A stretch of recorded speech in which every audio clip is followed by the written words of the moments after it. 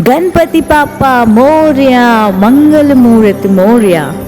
नमस्कार दोस्तों, स्वागत है आपका अपने ही चैनल दीवा एक शक्ति में। दोस्तों, आज का ये वीडियो बेहद खास है क्योंकि आज के इस वीडियो में मैं आपके समक्ष प्रस्तुत करने जा रही हूँ गणेश जी की व्रत कथा।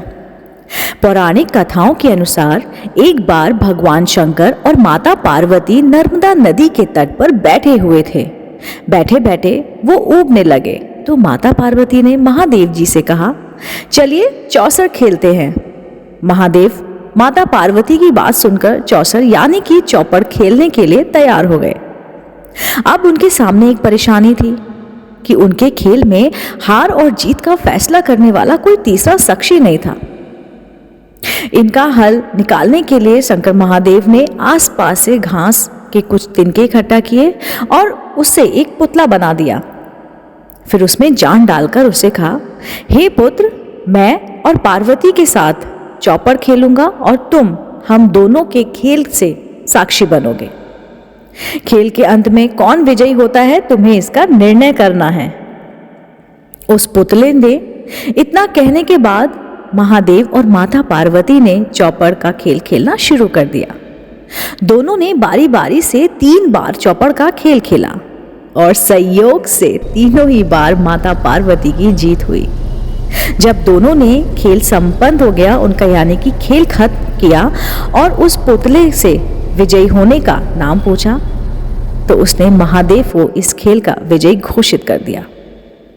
इससे माता पार्वती को गुस्सा आ गया और उन्होंने उस पुतले को लंगड़ा होने और कीचड़ में पड़े रहने का श्राप दे दिया। माता से श्राप सुनकर उस पुतले ने कहा, हे माँ, मैंने इस खेल का गलत निर्णय अपने अज्ञान के कारण लिया है।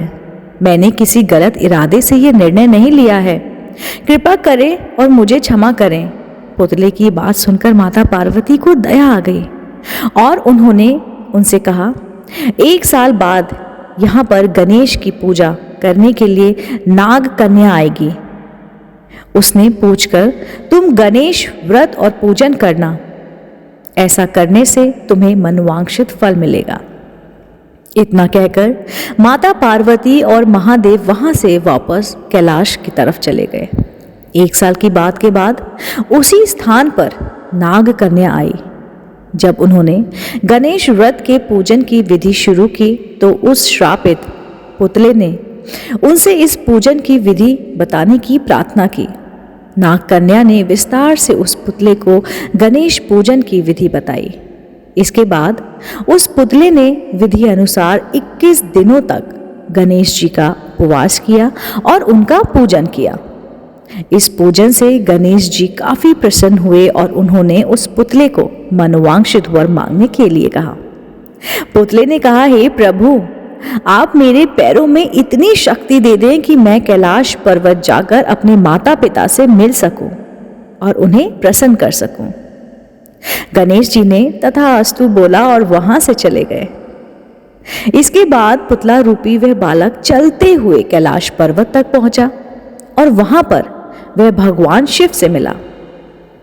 महादेव से उससे सारी बातें बताई। बालक की बात सुनकर महादेव ने 21 दिनों तक गणेश व्रत करने की इच्छा जाहिर की।